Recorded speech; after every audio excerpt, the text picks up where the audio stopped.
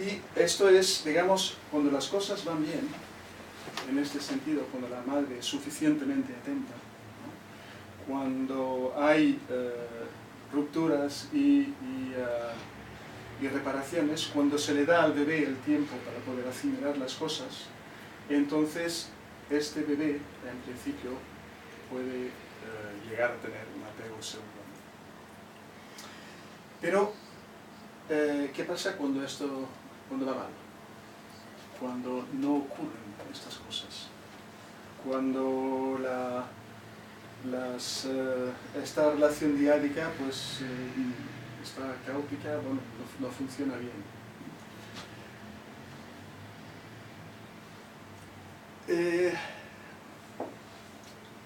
Hemos visto que cuando hay la ruptura, el bebé se pone en la fase de alerta, fase de alarma, ¿no? Como he descrito antes. Si no hay reparación y vuelve a no haber reparación, este estado de alarma cambia cualitativamente. En lugar de ser simplemente como un susto que luego se va, se transforma en algo mucho más profundo, mucho más, con mucha más consistencia, ¿no? Se transforma en un estado de alarma con un propósito. Y este estado de alarma con un propósito se puede decir que esto es un trauma. Entonces, aquí tenemos que diferenciar entre dos tipos de traumas, ¿no? Que serían los traumas con T mayúscula, serían los traumas normales, digamos en el sentido pues un accidente, una cosa, digamos, un acontecimiento puntual que pone la persona en un estado de alarma y que puede ser tan fuerte que la persona luego pues queda con este trauma, ¿no?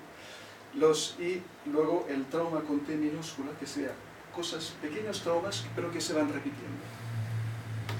Entonces, cuando se crea ese trauma, este estado emocional con un propósito tiene el propósito de sobrevivir, porque los bebés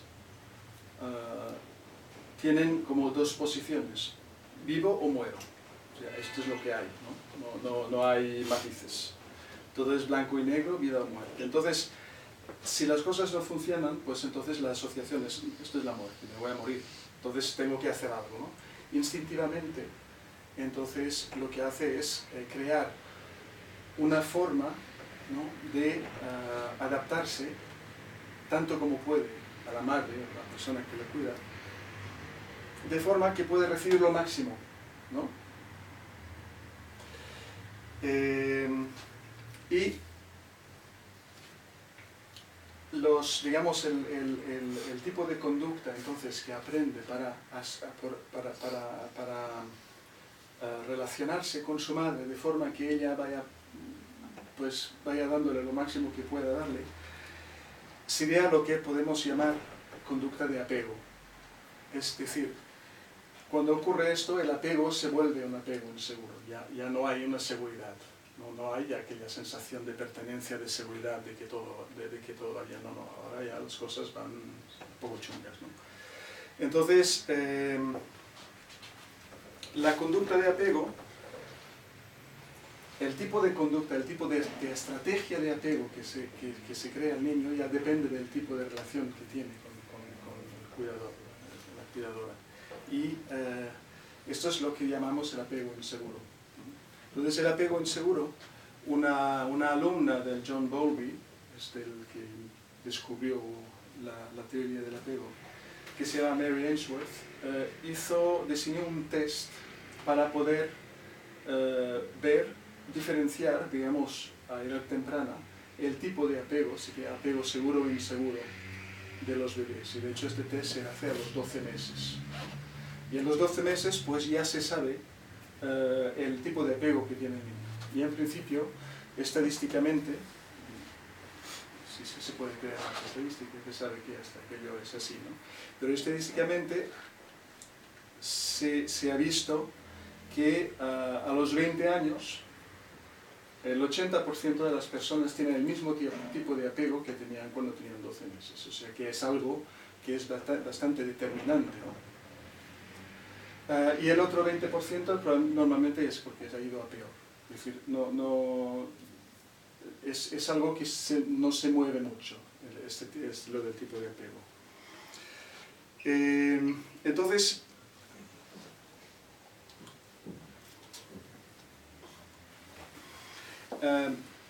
haciendo este test descubrió que habían diferentes tipos de apego inseguro, que no todos los niños reaccionaban de la misma forma.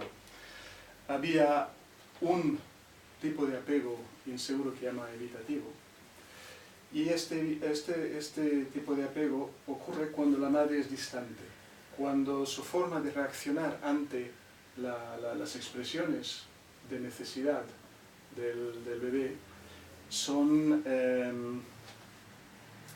como de rechazo y como de alejarse, ¿no? A lo mejor de sentirse irritada, como que no. Entonces el bebé, su estrategia de apego entonces es inhibir sus emociones, inhibir sus necesidades. Mis necesidades no valen, porque entonces si expreso mis necesidades, entonces se va, ¿no? Entonces lo que tengo que hacer es expresar lo menos posible y a lo mejor se queda un poco más, ¿no? Y esto, pues este es el evitativo. Otro tipo de apego inseguro es lo que llaman el tipo de apego ansioso ambivalente. Entonces, ahí la situación es diferente. En lugar de inhibir las emociones, como en el apego evitativo, lo que hace es todo lo contrario. Hablamos de un cuidador, una madre, digamos, que es incoherente, digamos, que a veces puede estar muy cercana, que puede dar mucho cariño y mucho amor, pero a veces no, a veces se enfada y en lugar de dar cariño, pues a lo mejor incluso le puede dar una bofetada, ¿no? O sea, que es una cosa muy incoherente y la estrategia entonces del bebé, la estrategia de apego, es como exagerar la expresión de la emoción, ¿no? En lugar de inhibirla, pues la exagera, ¿no? Entonces, si llora y la madre pues se aleja, entonces llora todavía más.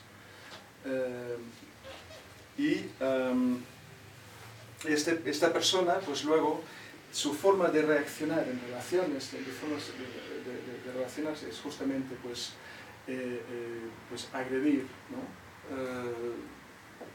Con enfado, amenazar. Esto por un lado, o si no, también hacerse la víctima, ser como muy pegajosa, ¿no? Esa persona como muy pegajosa, muy así. Y son personas que necesitan como crear relaciones fusionales, ¿no? Quieren estar fusionadas con el otro. Esto sería este apego ambivalente. Y luego hay el tercer tipo de apego, que lo llaman, que fue descubierto más tarde, ¿no? Que lo llaman el tipo de apego desorganizado. El tipo de apego desorganizado ya son con niños que o porque la madre no podía, no era capaz, digamos, de crear una relación, digamos, coherente con el bebé, o porque el bebé ha padecido mucho, ha sufrido mucho, entonces no hay una estrategia de apego,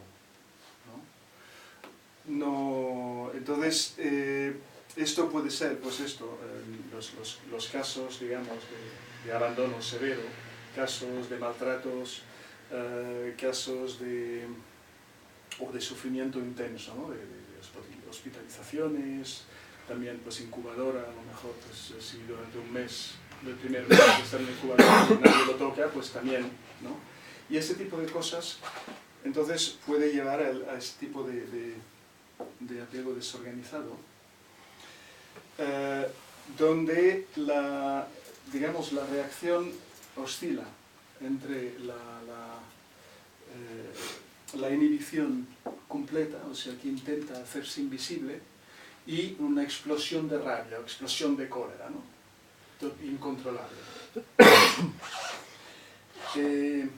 todo esto, lo que digo, todo esto hay grados, ¿no? No todo el mundo está en el mismo grado, a veces pues está un poco, se puede ver el tipo de apego tal, pero puede ser de grado 1, 2, 3 hasta mucho, ¿no? Quiero decir, todo esto siempre va a depender de muchísimos factores, ¿no? Entonces, bueno, y estos rasgos, como dije antes, pues permanecen también en el adulto, o sea que el adulto sigue con estos rasgos, ¿no? Si no se ha podido reparar. Entonces, ahí otra vez, bueno, primero voy a hacer, ¿tenéis alguna pregunta? ¿Vais siguiendo bien? ¿Sí? Vale. Yo tengo una pregunta. Sí, digas.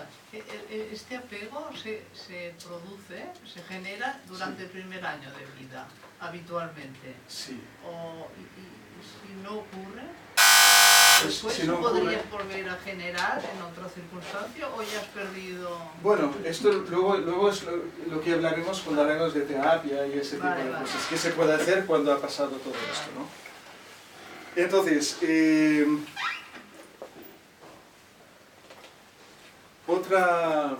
otro aspecto de esto es que este estado emocional que se crea, este estado emocional adaptativo que se crea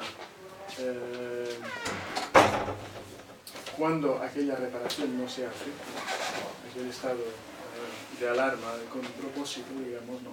Crea un estado de alarma, pero que tiene el propósito, digamos, el objetivo de adaptarse lo máximo posible a la madre, ¿no? Pero sobre los 5 o 6 meses, por ahí de edad, empieza un proceso que es también instintivo, es una cosa necesaria, y que es el proceso de que han llamado de separación individual. O sea que el bebé está viviendo un estado de simbiosis al principio con la madre. Cuando nace no sabe diferenciarse de la madre, no tiene la posibilidad. Entonces, y durante los primeros meses tampoco, pero luego va cada vez más como diferenciándose de ella. También en lo que hemos visto antes, lo de la teoría de la mente y todo esto, ¿no? Se va creando, digamos, una propia identidad. Y para reforzar este proceso de identidad, digamos, ¿no? Pues empieza esta fase de separación. La fase de separación empieza, pues, estos sobre 5 o 6 meses y acaba al final de la adolescencia, ¿no? Cuando la persona se ha transformado en un adulto independiente. Si las cosas han ido bien. Entonces, lo que ocurre es esta separación, la forma en que se hace, ¿no?